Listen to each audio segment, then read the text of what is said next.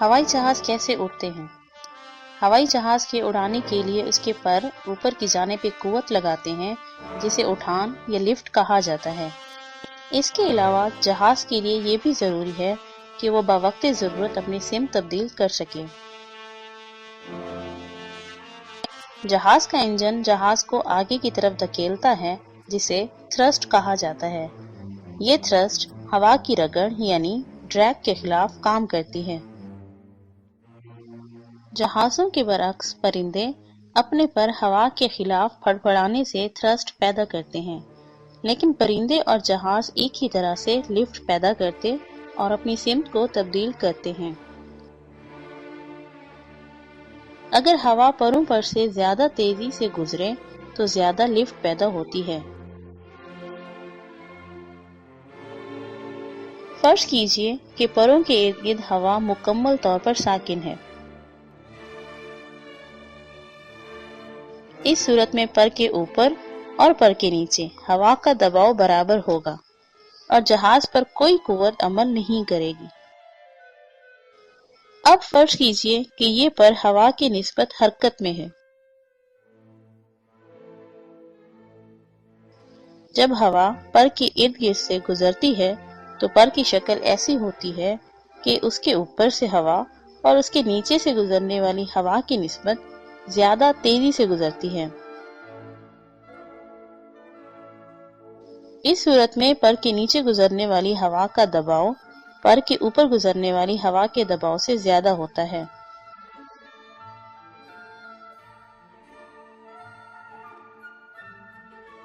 جس کے نتیجے میں پر اوپر کی سمت ایک ہی قوت لگتی محسوس کرتا ہے۔ یہ لفٹ کے پیدا ہونے کی دو وجوہات میں سے ایک ہے۔ اس کی دوسری وجہ یہ ہے کہ اگر ہم پروں کا رخ اوپر کی طرف کر دیں تو ہوا پر کی نچلی سطح سے ٹکرا کر جہاز پر اوپر کی سمت قوت پیدا کرے گی۔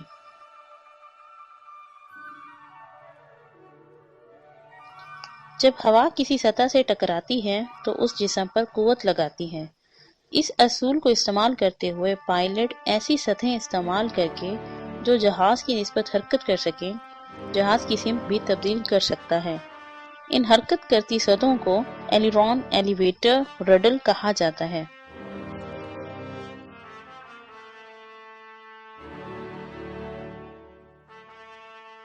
جہاز کا رڈر جہاز کی یاک کو کنٹرول کرتا ہے، جس سے جہاز دائیں یا بائیں طرف مڑ سکتا ہے۔ ایلیویٹرز جہاز کی پچ کو کنٹرول کرتے ہیں، جس سے جہاز کا رخ اوپر نیچے کیا جا سکتا ہے۔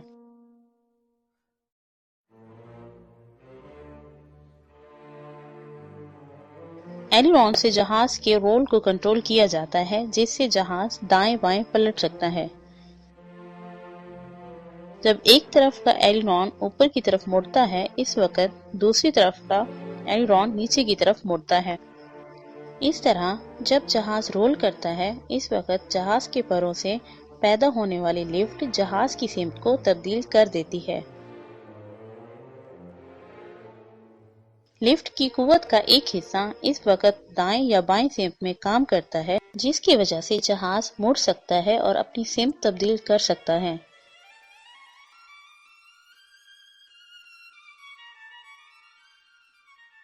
لیکن جب لفٹ کی سمت تبدیل ہوتی ہے تو لفٹ کی قوت کا وہ حصہ کم ہو جاتا ہے جو عمودی سمت میں لفٹ پیدا کرتا ہے۔ جہاز کے مڑنے کے دوران انفلٹ کی اس کمی کو پورا کرنا ضروری ہوتا ہے اور اس کے لیے جہاز کے ایلیویٹرز کے ذریعے اس کی پچ کنٹرول کی جاتی ہے۔ جہاز کے ایلیویٹر کو استعمال کرتے ہوئے جہاز کی پچ کو تبدیل کرنے سے پائلٹ جہاز کی لفٹ کی قوت کو تبدیل کر سکتا ہے۔ جہاز کی پچ کو تبدیل کرنے سے جہاز کے پروں اور ہوا کے درمیان کا زاویہ تبدیل ہو جاتا ہے۔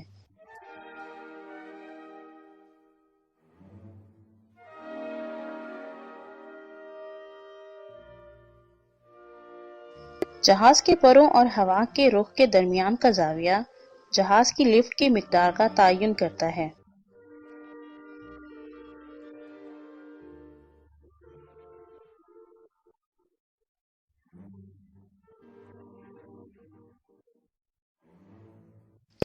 اگر لفٹ کی قوت کشش ثقل کی قوت سے زیادہ ہو تو جہاز زیادہ اونچائی کی طرف جانے لگتا ہے۔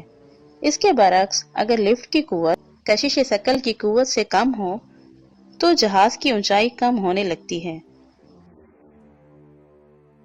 جب ہم ہوا کے رخ اور پروں کے درمیان زاویے کو بڑھا دیتے ہیں تو لفٹ بھی بڑھ جاتی ہے۔ لفٹ میں یہ اضافہ ایک خاص زاویے تک ہی ممکن ہوتا ہے۔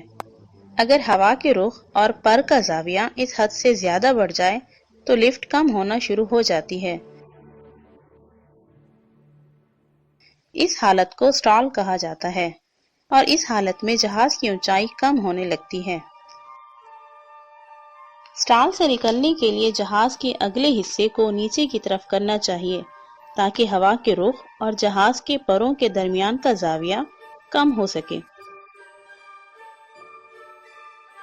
پروں کے اوپر سے گزرنے والی ہوا کی مقدار جہاز کی رفتار بدلنے سے کم یا زیادہ کی جا سکتی ہے۔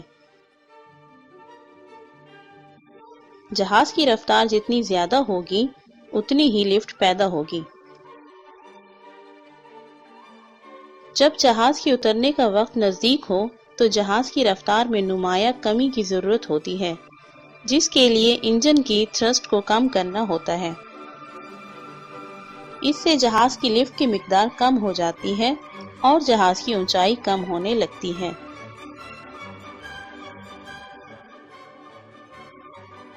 جب جہاز اترنے کے نزدیک ہو تو ممکن ہے کہ اس کی رفتار اتنی سست ہو کہ ضروری لفٹ پیدا نہ ہو سکے۔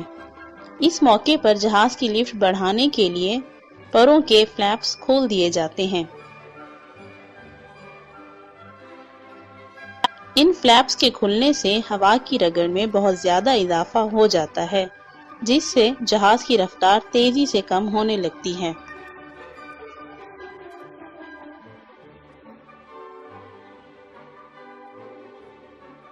ہوا کے مخالف رخ میں جہاز کا لینڈ کرنا آسان ہوتا ہے تاکہ جہاز جلد رک سکے اور اسے زیادہ رن وے کی ضرورت نہ پڑے۔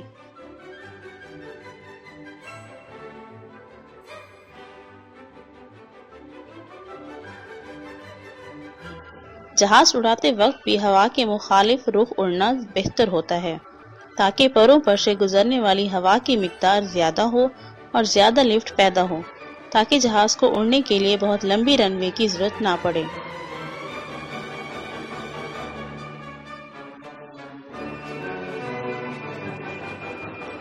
ہوا میں اڑنے کے بعد زمین کی نسبت جہاز کی رفتار ناپنے کے لیے نہ صرف جہاز کی رفتار ارد گرد موجود ہوا کی نسبت سے ناپی جاتی ہے بلکہ ہوا کی زمین کی نسبت رفتار بھی ناپی جاتی ہے۔